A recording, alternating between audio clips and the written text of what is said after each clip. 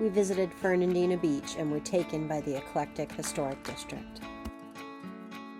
The rich history of this coastal town dates back to 1686, and its economy was based on fishing and tourism. It's also the birthplace of the modern shrimping industry.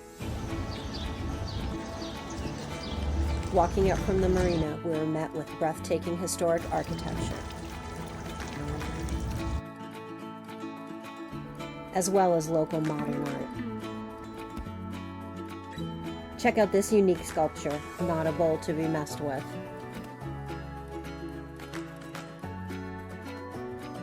From artisan sugars and custom blend spices at the Spice and Tea Exchange, to walking right down the street where we have Florida's oldest bar. Fernandina Beach is worth a visit.